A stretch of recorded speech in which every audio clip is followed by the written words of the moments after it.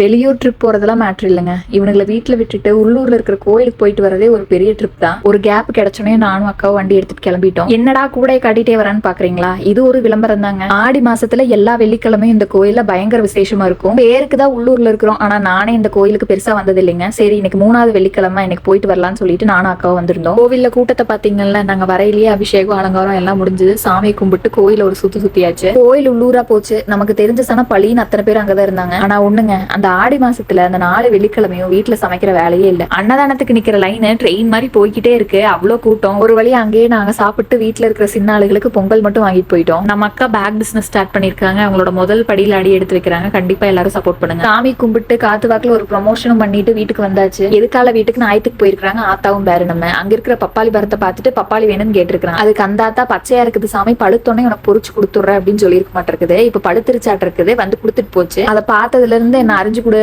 நச்சிட்டு இருந்தான். காய் சைஸ பாத்தீங்கல்ல, கரெக்டா இவனோட சைஸ்ல இருக்குது. ஆனா இவரு ஃபுல்லா சாப்பிடுவாரா? எல்லா கீத்துலயும் உள் பக்கத்தை மட்டும் கரண்டிட்டு வெளி பக்கத்தை அப்படியே விட்டுட்டான். இப்படியே விட்டா நமக்கு ஒண்ணும் மிஞ்சாதுன்னு சொல்லிட்டு நான் ஒரு பீஸ் எடுத்து டேஸ்ட் பண்ணி பார்த்தேன். காய் நல்லா கல்கண்டு மாதிரி அவ்வளவு இனிப்பா இருந்தது. நம்ம சின்ன ஆளுக்கு பப்பாளி பழத்தை அரைச்சு ஊட்டலாம் அப்படின்னு சொல்லிட்டு வேடிக்கை பார்த்தாலாவது சாப்பிடுவான்னு அங்கேயும் இங்கேயும் நடந்துட்டு ஊட்டிட்டு இருந்தோம்.